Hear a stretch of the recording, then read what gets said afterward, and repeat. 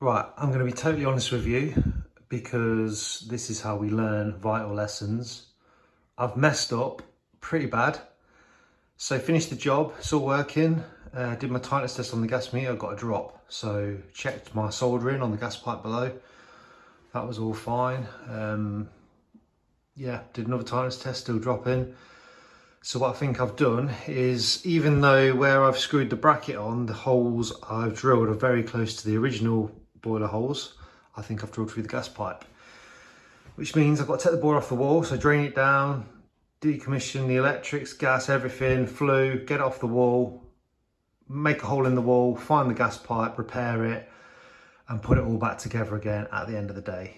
Like, so pissed off with myself, but this is how we learn, how we get better.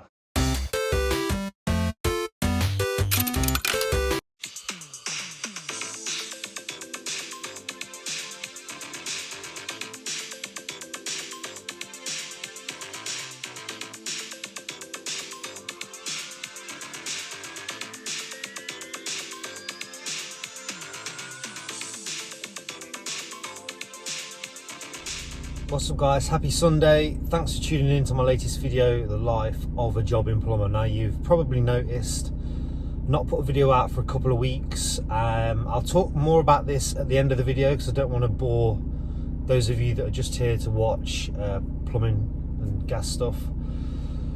But I've been suffering with my mental health, so I've been a bit down, lost my confidence with my videos. Like this video that you're going to see today, I uploaded last Sunday night and then just deleted it because I just thought it was crap.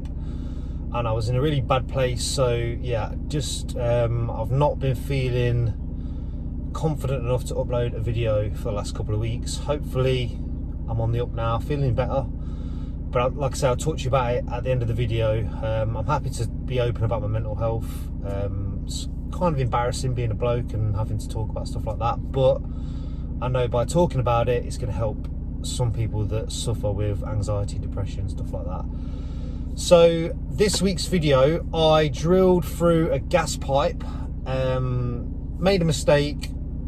Luckily, I was filming the job obviously for YouTube, so I caught the mistake on camera, which is a great learning tool for people. Gives those especially apprentices who feel like they're under a lot of pressure not to mess up, and there's a lot of bravado in our industry. It's male dominated industries, a lot of bravado. I never make mistakes, I'm the best, I fit hundreds of boilers a year, blah blah blah.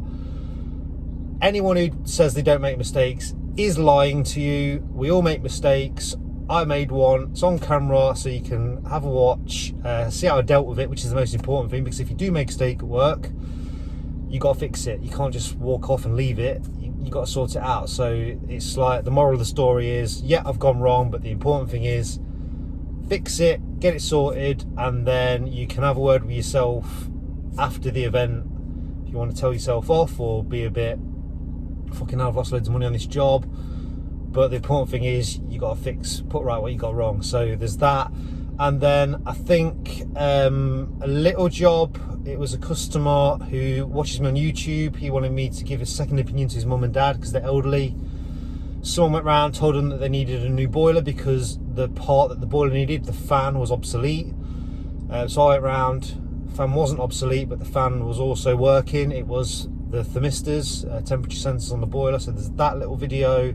Can't remember what else, but chance to win a velocity bag, the new backpack, still 500, and a little chat about Snap It. I think I've mentioned it before on here, but it's a really good idea. It's like Deliveroo for gas engineers, plumbers. You can order spares to be brought to you to the job, so you're not got to leave your job. I think it's a great idea. They've given me a code for you, so if you do want to use it, try it out, £10 off your first 5 purchases through the Snap It app. So that's on here as well. As always, video sponsored by Power Tool Mate and Velocity Pro Gear. Thank you guys for supporting my channel, and thank you to everyone who supports my channel by watching, liking the videos, leaving a comment, subscribing to my channel. It all helps me, especially when I do feel a bit, I'll be honest with you guys, I always think my videos are average at best. Not massively confident that they're any good, but it always surprises me when people say they are. I'm never going to change, that's just who I am. But yeah, thanks to everyone who supports me and everything I do. And on the subject of the mental health, I did mention it this weekend on my Instagram, and I've had a lot of really nice messages from people, messages of support, which I really do appreciate. So yeah, I hope you enjoyed this week's video, and I can feel my mood is on the up. So hopefully next weekend it'll be back to normal and I'll have a nice new video for you. Cheers guys. I know my van needs washing, I ain't had time. Someone's drawn a smiley face on it as well. But check out the parking right outside the job. There's the boiler that's coming out. Valent going in. Beautiful day. System's draining from that rad. And then this is coming out. Lycos. The thru's got that just plastic screwed cover on it, but wasn't sealed, so it came out easy. My favourite.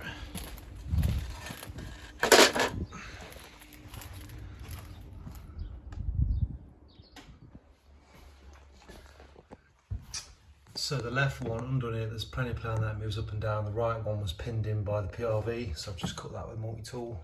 Flues that out, that's all disconnected, so we can lift that off the wall now.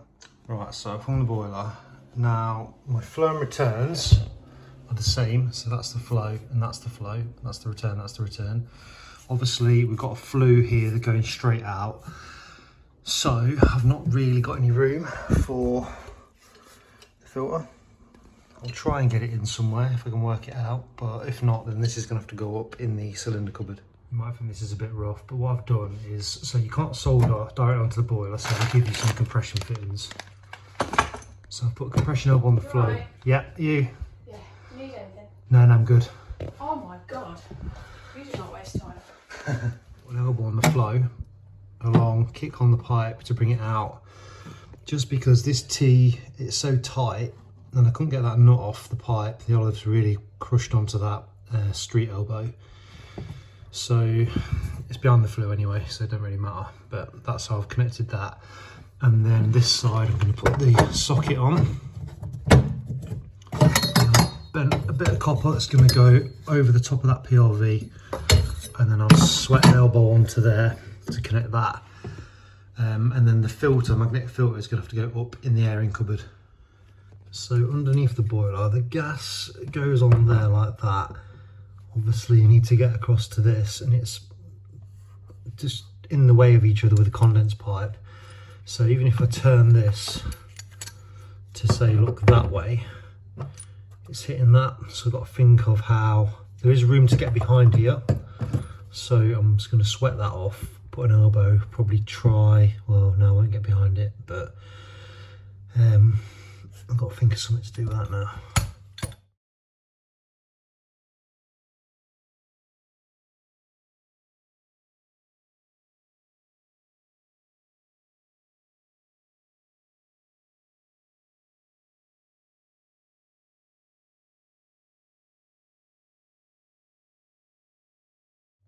So that's going to go in like that. This one's got plenty of play on it, so I'm just going to sweat this off now, and then I'll be able to put an elbow, sweat an elbow onto there.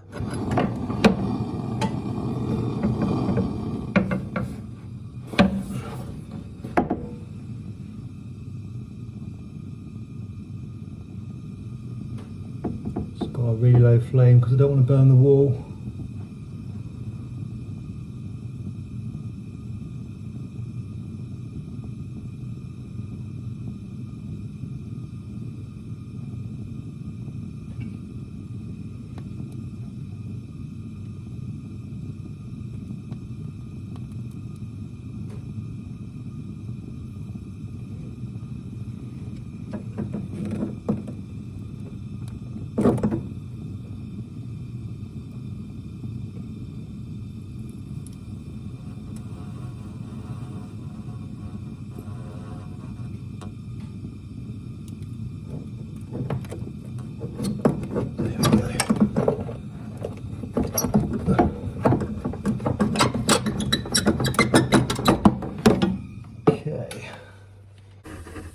just show you so you can see.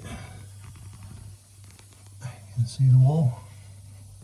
Still looking good. Okay, so I've got a solder that elbow now. Obviously, got to be very careful because it's so close to the coving. Obviously, it doesn't matter if I burn it because it's just the piece that's been cut behind the boiler, but I'll try not to. Okay, so that is the pipe work done. Now I can get on with the flue. So I fitted this unvented cylinder about 3 years ago. Look at the lovely colour on that copper, it's beautiful.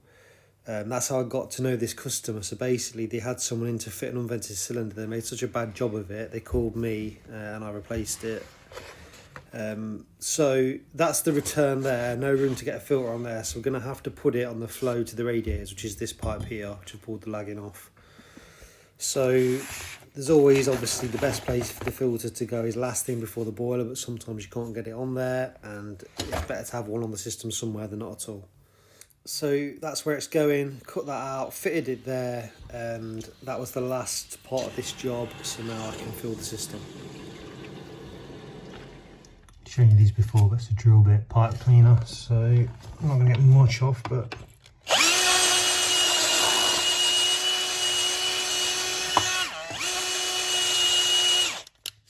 reverse it.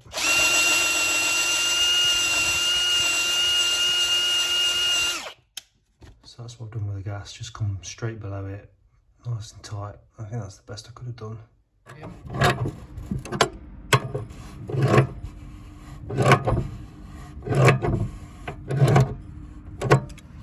Just going to do a tightness test now. You probably know this, but this is a 10mm nut spinner, which is for monoblock taps and stuff, but it's also great for when doing the test nipple on your gas meter. It's a perfect size for that.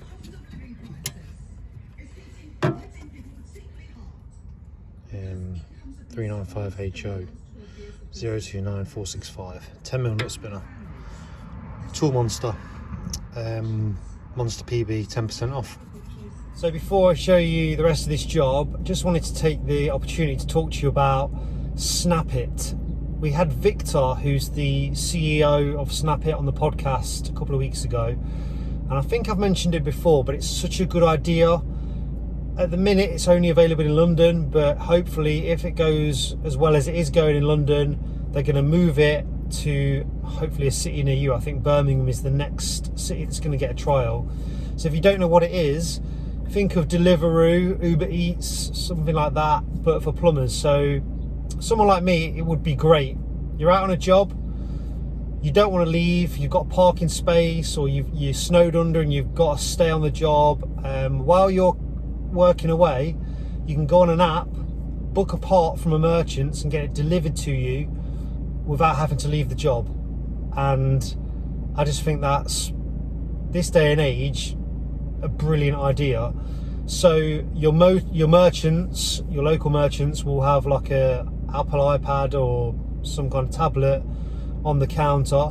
You've got the Snap It app on your phone. You need something for the job, I don't know, bag of 15mm elbows, go on Snap It, book them out, the merchant gets the order, someone goes there, says I'm here to pick the thing up from Snap It, and they bring it out to you, and you've not had to leave the job. I think it's a no-brainer really. So I met the guy whose idea it was. He's a plumber and a gas engineer, and he just had this idea from working in London, and I think it would be great if it moves to cities around the country. So if you want to give it a go and you're in London and you can use it, there's a link in the description of this video for Snap It. Click on that and I think you'll get £10 off on your first 4 orders. I think, I might be wrong, but I think that's what they told me. So have a look at it, download it, give it a go, save yourself 40 quid. And then, yeah, if enough of you guys in London use it and it goes well, then guys like me up in Leicester, and people all the way up and down the UK, hopefully it'll come to a city near us soon. Because at the minute, if I'm stuck on a job like that and I can't leave for whatever reason, I have to ring my dad. And I always say to people, when I ring my dad to get me anything from the merchants, it always brings me the wrong stuff. So at least you can order it yourself. I'm not 100% on how it works with finding you the merchants that's doing that item at the best price, but I'm sure there's like an algorithm where you get the best price at the top. And yes, you can even order a boiler, a bathroom suite, anything that merchant keeps in stock. So yeah, check it out. That's Snap It. Right, I'm going to be totally honest with you, because this is how we learn vital lessons. I've messed up pretty bad. So finished the job, it's all working. Did my tightness test on the gas meter, got a drop. So checked my soldering on the gas pipe below. That was all fine. Yeah, did another tightness test, still dropping. So what I think I've done is, even though where I've screwed the bracket on, the holes I've drilled are very close to the original boiler holes, I think I've drilled through the gas pipe.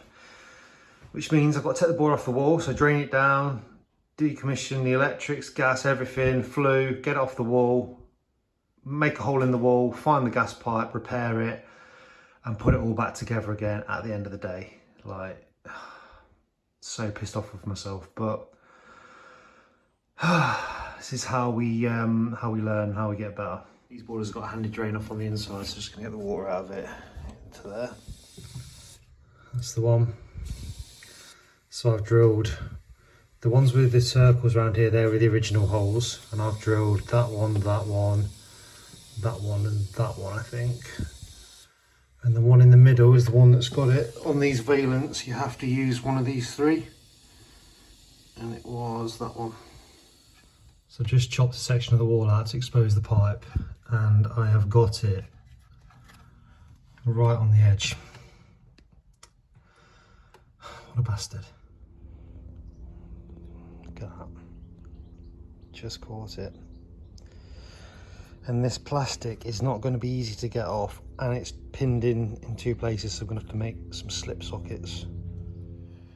Okay, so I've cut my piece of pipe there, and I've got my slip couplings on, so I can offer that in now and then move my sockets onto the pipe that's trapped in the wall. They were so tight, not easy to get on, but I've got my two slip couplings on the pipe now, and then that's going to go in there like that, and then we'll pull the sockets down and up onto that so I can solder it. Like that. That was a battle. You can see the teeth marks from my grips trying to pull that one down. That one did not want to move, but now I can solder it. Right, that's soldered back up, gas is back on, tightness test done.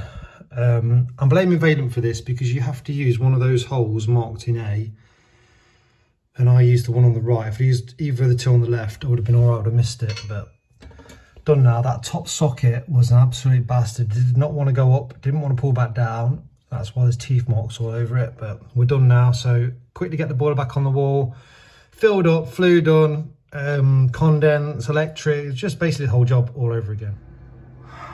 Right, a little bit of advice for you guys. When the shit hits the fan and something like this happens, the best thing you can do is just get your head down, get it sorted, and do not think about how much money you're going to lose on this job. Just get it done, and then you can think about all that in the van on the way home when no one can see you crying. So yeah, I drilled through a gas pipe. It was a bit of a headache, that job, because normally I work local, like within 15 minutes, and that job was over an hour away. It was a favour for a friend. It was like an hour and 15 minutes there, so 2.5 hours there and back. Sod's law that it would happen there.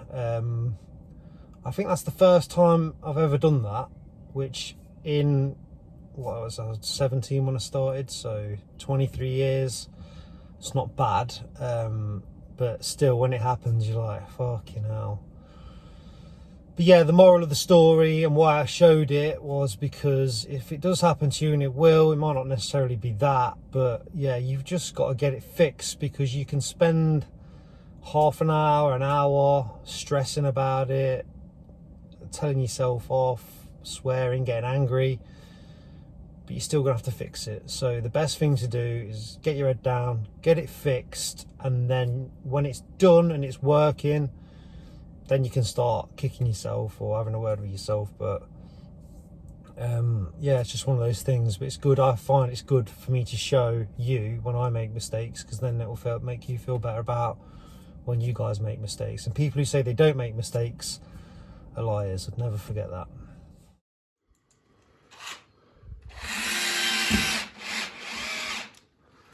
We're back with the shit radiator brackets that we both hate.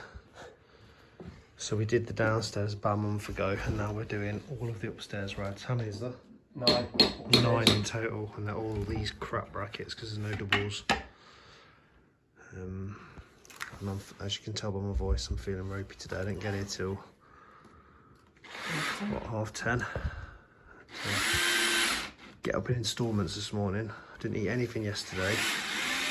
Had some porridge before work this morning, and just keep that down. So just a nice stress-free day, hopefully, just hanging rads. But I don't know what's up with me. I've got like a high temperature, achy. Make it break your heart. But I can't let Marcus down. Get my hair out. Yeah, so we're gonna get these on. I'm not gonna show you how we do them because we did the whole video on it last time, but that's the job today. Right, so we've got all of the rads on and we're filled up now. We had one issue. We've got one damaged rad, which is this one. Unfortunately, it's on the front face. Right on the top. And we can't get one for another, what, a week and a half? Yeah, well, because of Easter. It's not big, but... So we piped up to it. We had to alter the pipes for this one. We piped it up, and then when the new one comes, we'll just swap it. So all we've got left to do now is, I've showed you this before, but I'll do it on this one here. Bi-Directional Trvs. So when I open this up, then I'm just going to feel which pipe gets hot first.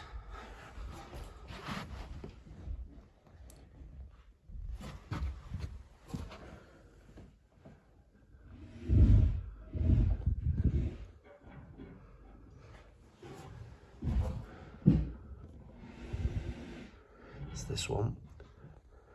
So that means the arrow on this valve needs to be looking down, which it is, so I don't need to change that. If the heat was coming through this way, we'd spin this round like that, so that the arrow was looking that way. So that's correct on that one, and then just go around and do them all. And then once that's done, TRV head goes on like that.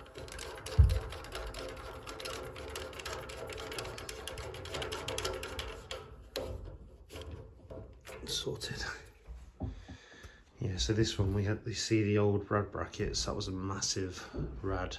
That's a smaller one, so we've altered the pipe work under the floor, pipe that one up, and then the same on this one in here. But obviously this is the one that's damaged, so we've just put the brackets on, put the pipes in, ready for the undamaged one that's gonna excuse me. When the undamaged one arrives, that'll just drop onto them brackets and the pipes are there ready for it.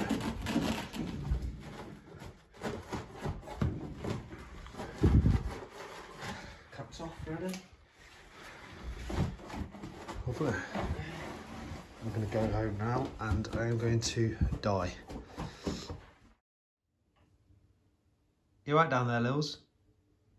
Sniper got you. So 4 days off. Oh, she's moving. She's alive, playing with a stick. Bank holiday weekend, told myself I'm going to get organised. So I'm on Tradify. I'm just updating my diary, sending some invoices out for jobs I did last week. I've not spoken about Tradify for a while, but it's great if you're looking for an app to organise your diary, to send invoices, do timesheets, quotes. You can do gas certificates, service records, everything. Literally anything and everything you need to run a business is on Tradify. I'll put a link in the description of this video for a free trial. So you get a 14-day free trial, don't take any money off you. And then if you want to subscribe and use it, you can have multiple users. So it's not just for one-man bands, you can run your whole company off it. B Plumber, I think, gets you 50% off for 3 months or something like that. But I'll leave the link in the video anyway. It's really good, so make sure you try that if you've not tried it already. And then I wanted to show you this. There she is. Well, if you only got one eye open. bless her. So, for my 40th birthday, my mum and dad gave me this framed picture.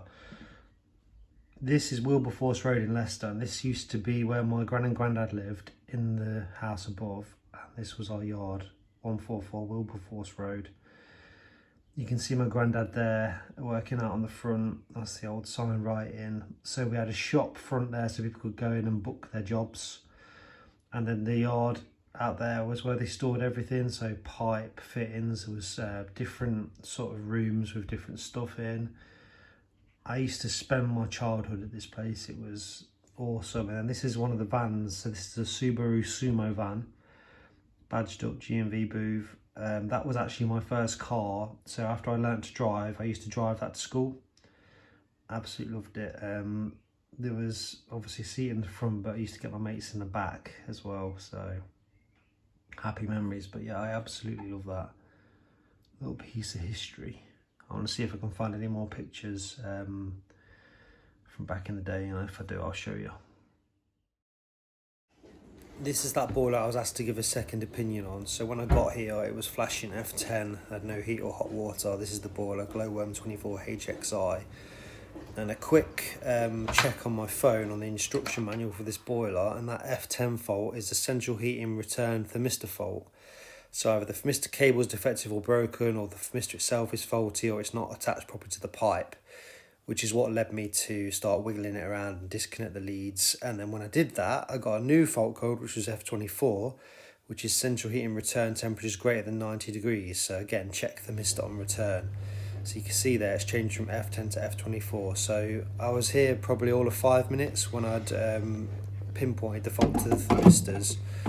And then after a bit of messing about, I took both of them off basically, took the cables off, plugged them back on, the boiler fired up and it started working.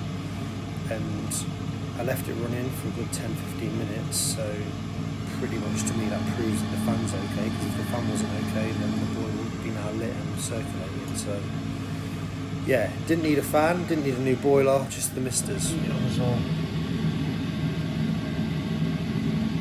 But I don't think it's the fan, because I can hear the fan going and the boiler's fired up. The parts definitely aren't obsolete anyway, so I don't know why he's told you that they are. But I think it's here on the flow and return pipe. You've got two sensors, and they tell the boiler how hot the flow and return is. It monitors the temperature. I think they're playing up, and they're a very small, inexpensive part. All I've done is took the cables off, put them back on again and wiggle them around a bit. That's all I've done and it's working. So I'll order you today. They might be in stock, but I'll get you those two sensors. There's definitely a problem with them, otherwise it wouldn't have gone into the fault code. And we'll swap those and I think we'll probably be fine. Yeah. So where are they? Just, so if you look up there, see where the blue and white cables are. It's just the two sensors at the back and they're clipped to these two pipes. So this is your flow and return, and it just monitors the temperature. So the boiler stayed running for a few hours and then went back into the F10 fault. So I ordered them some new thermistors and I'm just here swapping them. I took the side panel off the boiler. They come off really easy on these. Just makes job like this a bit easier. So you can see the new thermistor comes with some heatsink compound. That's basically to help transfer the heat from the pipe to the thermistor so you can get a proper reading. So there's my new one with that compound on, and then they just push onto the pipe like that. We're swapping them both. One's a flow thermistor, one's a return. Both the faults were related to the return thermistor, but for the price of them and doing the job, I just thought it's best to swap them both. So that's what I'm doing. Again with the heatsink compound so that it will pick up the readings properly. And yeah, it's turned out to be a relatively cheap fix when the customer was expecting that they needed a new boiler. And I did this probably a week and a half ago now and it's still working, not any callbacks, so that's good. I did a tool bag review on this, the new Velocity Stealth 500. It's a backpack. So you got your straps there at the back. There is a pocket, like a fleece lined pocket in here for a laptop or a tablet. It's quite spongy. Padding's really good on this. They've got a new strap design as well, so that's good. But the main thing about this bag is all your tools access from the front. So there's a removable light. I've popped that out,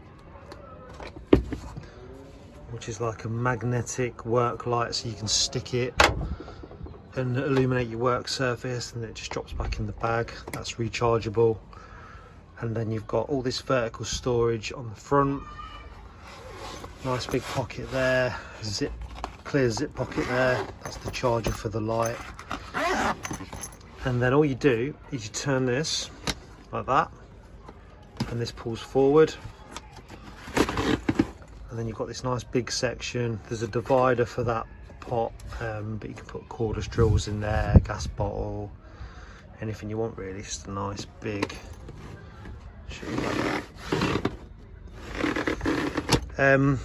And yeah, the reason I'm showing you, even though I did the review video on it, so you can check the whole video out if you want to see that, but Velocity have given me one to give away to my YouTube followers. So anyone who leaves a comment on today's video will go in the draw to win this Stealth 500 backpack.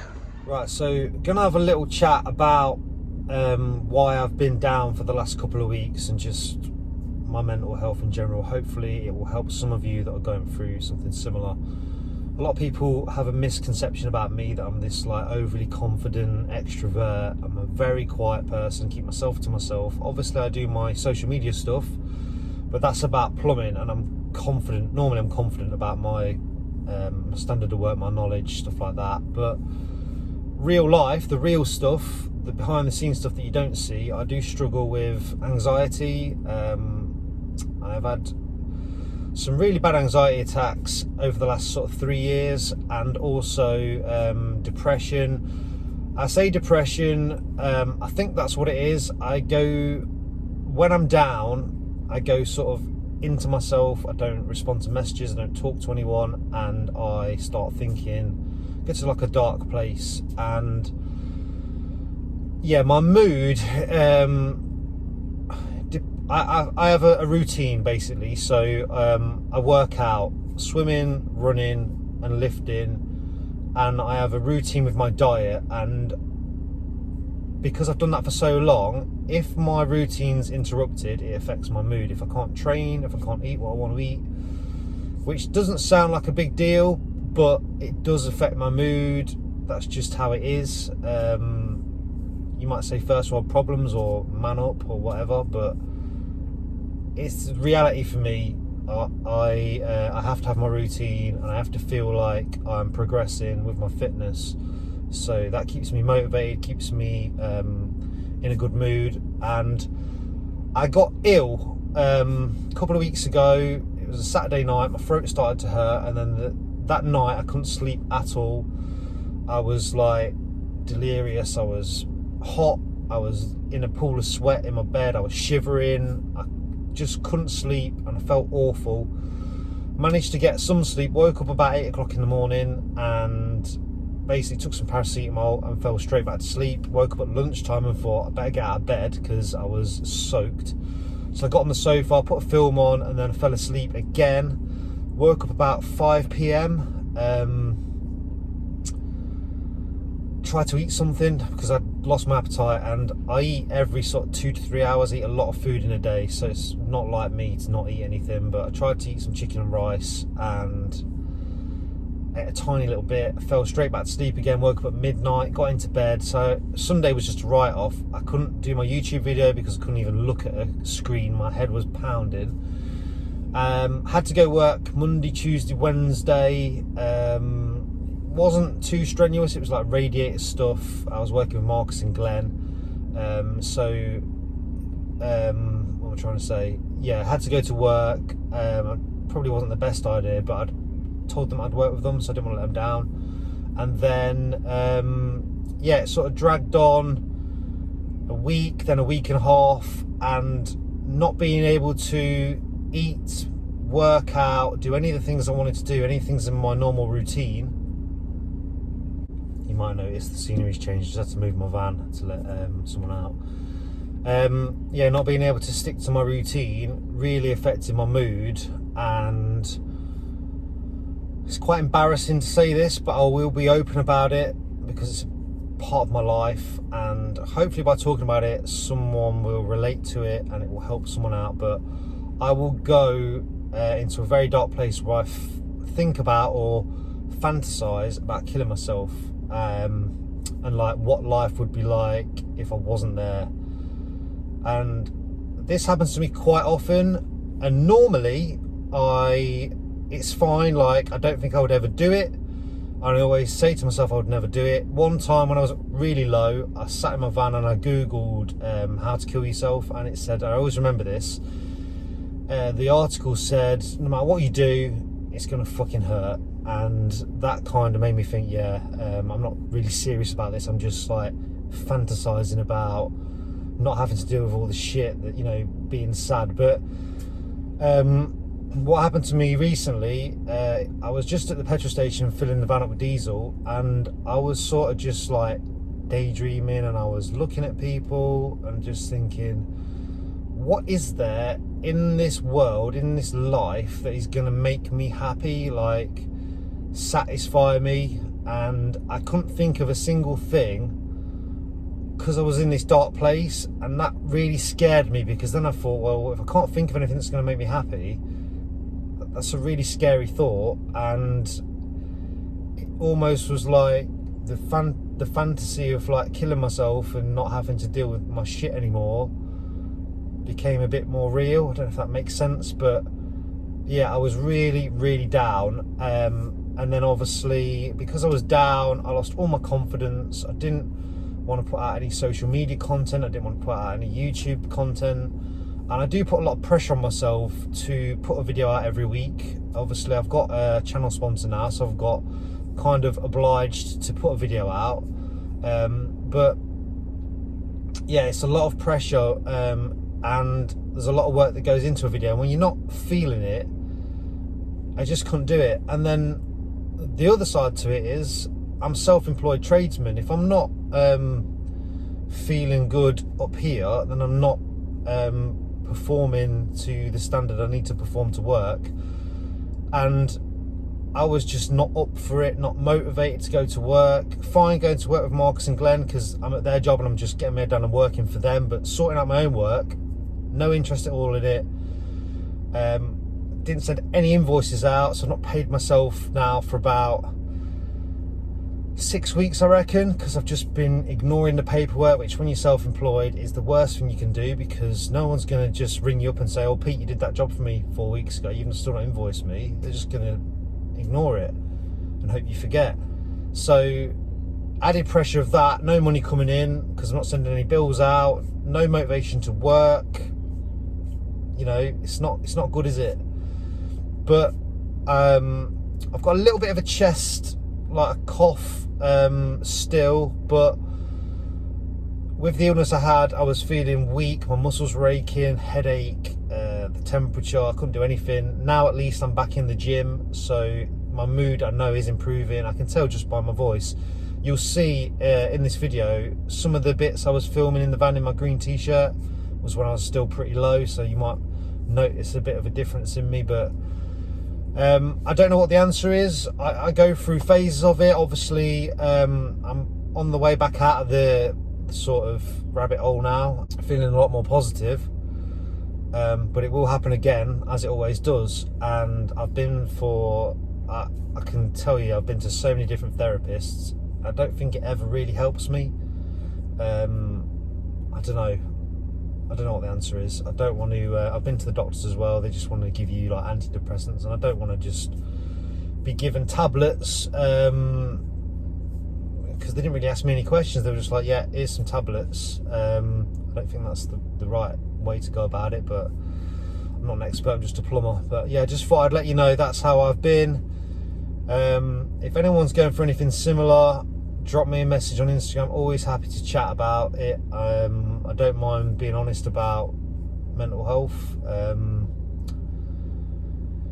Yeah, just thought I'd explain that, and hopefully if anyone else is going through it and this helps them to know that they're not alone.